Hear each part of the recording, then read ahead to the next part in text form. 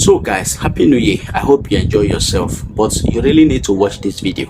This is the reason why pastors snacking married women can never stop in Nigeria, because of this particular video. Since your wife and married women at large refuse to worship God, or rather they worship their pastors can never stop taking advantage of them.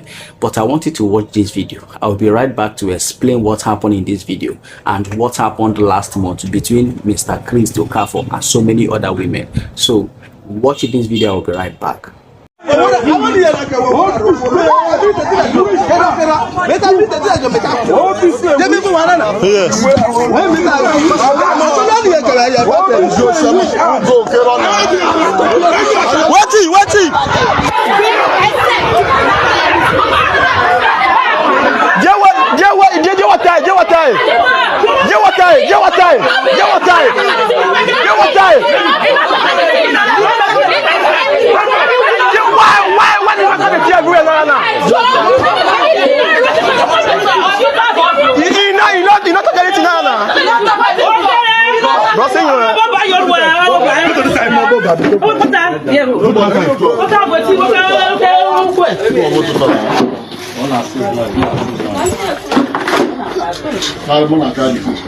Not be Friday again. God get it. Now Friday, I get this church. Now Friday get this church. Now Friday get this church. Now Friday get this church. Now Friday get this church. Now Friday get this church.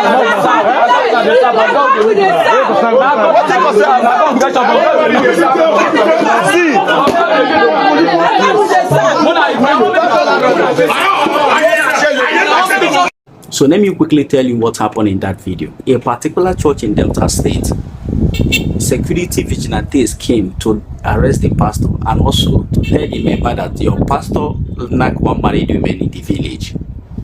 And listen to what the member of that church said. Instead of to leave the church, listen to what they are saying. Not be Friday again. God get it. Now Friday. They ask you to leave church that your pastor nack one married woman, which is abomination. Instead of you to leave, you are trying to defend your pastor and to defend your church.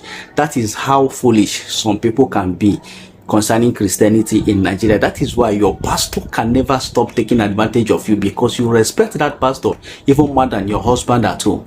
You respect that pastor even more than your husband that married you. You respect them. That is why any small time they come in contact with you in a secret place, they will take advantage of you, because you like them, you adore them, you respect them more than every other person. You don't even know the God you are serving. The only thing some of you know is that your pastor is serving a particular God, so you will serve your pastor in the name of you are serving the God, so that your God, your pastor, will be the one speaking for you in front of your God. That is why so many of you go to church and respect your pastors, and that is why they cannot stop taking advantage of you guys. It is very, very easy. Very, very easy. So if you continue blaming pastors for taking advantage of married women, sometimes it's not their fault, because those married women came to them willingly because of the kind of respect and emotional mentality they have towards those pastors. Instead of you to leave a church, they asked you that they told you that your pastor nack a married woman, which is abomination. You are trying to defend because you don't want to be ashamed of your church, and you don't want to be ashamed of your pastor. The other one said it was not that pastor that owned the church. The other one said it was God that owned the church, that is not going to leave. Can you listen to yourself? This is what happened last month between Mr. Chris Okafor and so many other women. They really accused this woman, this man, that he do this, he do that, so many women and so many evidence. Meanwhile, you that is a member of that church, you still come to church on Sunday because you believe it was not that your pastor that owned the church, it was God that owned the church. So many of you believe it doesn't matter, even though your pastor do that kind of a thing, that is a man of God. Do you listen to yourself? Did you listen to yourself? I want to really ask my African religious people question. Did you guys always listen or understand that place called church, house of God? Did you understand it? Did you understand what the meaning of man of God? Did you really understand it? If you understand it, anytime you hear that your pastor committed such an adultery or abomination, you will first of all question your pastor before going back to that church.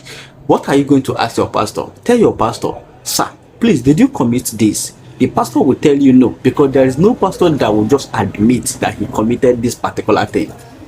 When your pastor tell you no, you will tell your pastor, please go to court and clear your name before I will come back to this church. If your pastor go to court and clear his name clearly, do you understand me? You can come back to church, you are free. But if your pastor refuse to go to court and your pastor choose to come at the altar to do the judgment, what did you think? Are you thinking what I'm thinking? Because court is the only place someone can clear his or her name. You understand? That is why these people can never stop taking advantage of women, because you guys like them. You think they are God. Immediately you meet this particular pastor, you already meet God. That is why every small thing they will take advantage of you. They cannot stop. They like it. They like when they take advantage of you. Some of them will come out and tell you, I'm a virgin. I've never touched any woman before. You will like them, you started following them, you started looking for opportunity to seduce them, because you hear that your pastor is a virgin. And tomorrow, eventually you hear that your pastor actually messed up with 1 or 2 girls. You will start defending your pastor in one way or the other, that your pastor cannot do that kind of a thing. I know how you feel, but there's something you need to understand. You need to understand that your pastor is not God. Some of you respect this pastor more than your husband that married you. You respect them more than your husband. So why won't you fall for their tricks? Why won't you fall for their tricks? So this is what happened. And another thing that keeps this particular character growing in Christian life is all those papa. All those young pastors see their papa doing it, sleeping around. So when they come out, they will likely to do it as well. Because like father, like son, you cannot be trained with a man that is disciplined and you won't be disciplined. You cannot be trained with a man that is holy and you cannot be holy. It's simply because you train with a man who is sleeping around. Maybe you are the one bringing those women to him. So when you eventually become a pastor, you will still try it. You see the reason why pastors can never stop knocking married women in Africa is because those married women like those pastors. They are mad over those pastors. They see them as God. They worship them instead of their husband at home, or instead of worshiping God, the Creator. You see, this is why this is why you as a man, you need to be very careful with your wife. Maybe your pastor have even taken advantage of your wife and you didn't know about it. Some of you, it will happen in your family, you will not know. Your pastor is taking some of your children are not you. You are not their father, but you think you are their father because your wife never tell you the truth.